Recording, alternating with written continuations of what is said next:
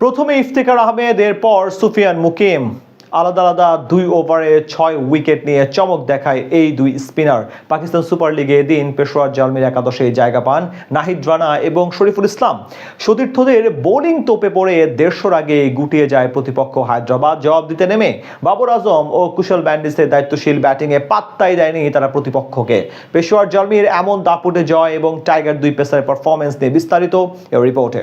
চাঁপাইনবাবগঞ্জের প্রত্যন্ত অঞ্চল থেকে পাকিস্তানের লাহোরের গাদ্দাফি স্টেডিয়াম। পাকিস্তান সুপার লিগে আজ অভিষেক হয় পেসার নাহিদ রানার। পেশোয়ার জালমির হয়ে এদিন তার সাথে একাদশে ছিলেন আরেক বামহাতি পেসার শরীফুল ইসলামও। এদিন হায়দ্রাবাদ কিংসম্যানের বিপক্ষে টস জিতে বোলিং করার সিদ্ধান্ত নেয় পেশোয়ার জালমি। বিপরীতে ব্যাট করতে নেমে শুরুটা ভালোই করেছিল ইসলামাবাদ। মাইকেল ব্রেসওয়েল ইনিংসের প্রথম ওভারে দিয়ে যান 10 রান। দ্বিতীয় ওভারে বল করতে আসেন টাইগার পেসার শরীফুল ইসলাম। সেখানে 2 সিঙ্গেল এবং 1 বাউন্ডারি সহ দিয়ে যান মাত্র 9 রান। অতিরিক্ত আক্রমণাত্মক হতে গিয়ে বিপদে ডেকে আনেন তরুণ মাঝ সাদাকাত। তৃতীয় ওভারে বোলিং এ এসে তাকে আউট করেন ইফতেখার আহমেদ। তার বলে মিড উইকেটে ক্যাচ দিয়ে আউট হন তিনি। পঞ্চম ওভারে বোলিং করতে এসে ইসলামাবাদকে আরো বেশি কোণঠাসা করে তোলেন ইফতেখার। এবার টানা 2 বলে 2 উইকেট তুলে নেওয়ার পাশাপাশি শিকার করেন মোট 3 উইকেট। প্রথমে তার বলে হারিসের হাতে ক্যাচ দিয়ে সাইম আইয়ুব আউট হন, আর পরের বলে গোল্ডেন ডাক মারেন উইকেট কিপার ওসমান খান।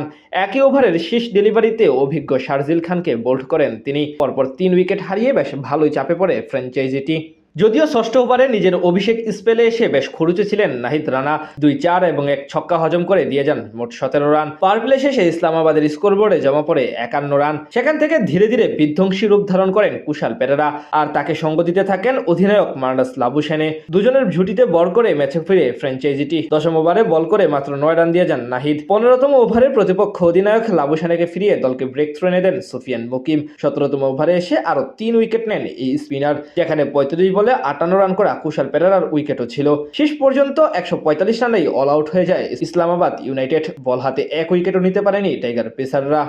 জবাব দিতে নেমে অবশ্য পেশোয়ার জালমির শুরুটাও ছিল একেবারে নড়বড়ে। 1-6 ও 1-4 মেরে ভালো কিছুর ইঙ্গিত দিলেও আজ বেশি দূর যেতে পারেননি মোহাম্মদ হারিস। দ্বিতীয় ওভারে মাহিস থিকসানার বলে আউট হন 11 রান করা এই ব্যাটার। এরপর জুটি করেন বাবর আজম এবং কুশাল মেন্ডিস। চতুর্থ ওভারে পরপর 2 বাউন্ডারি হাঁকান বাবর। তার সাথে ধীরে ধীরে হাত খুলে খেলতে থাকেন কুশাল মেন্ডিস। পাওয়ার প্লে শেষে 1 উইকেট হারিয়ে 56 রান তোলে পেশোয়ার। মাঝে কিছুটা রানের গতি কমে তাদের নবম ওভারে সাইম আইয়ুব এসে মেন্ডিসকে ফিরিয়ে ব্রেক থ্রু এনে দেন। এই লঙ্কান ব্যাটারের কাছ থেকে আসে 23 বলে 27 রান। এরপর নতুন করে জুটি করেন বাবর আজম এবং মাইকেল ব্রেসওয়েল। প্রতিপক্ষ হায়দ্রাবাদ কিংসম্যানের বোলারদের বিপক্ষে বেশ সাবলীলভাবে ব্যাট চালাতে থাকেন তারা। সেখান থেকে আর বড় কোনো বিপদ আসেনি নাহিদ রানা শরীফুল ইসলামদের শিবিরে, অর্থাৎ সহজেই জয়ের বন্দরে পৌঁছে যায় পেশোয়ার জালমি। চাঁপাইনবাবগঞ্জের প্রত্যন্ত অঞ্চল থেকে পাকিস্তানের লাহোরের গাদ্দাফি স্টেডিয়াম। পাকিস্তান সুপার লিগে আজ অভিষেক হয় পেসার নাহিদ রানার। পেশোয়ার জালমির হয়ে এদিন তার সাথে একাদশে ছিলেন আরেক বামহাতি পেসার শরীফুল ইসলামও।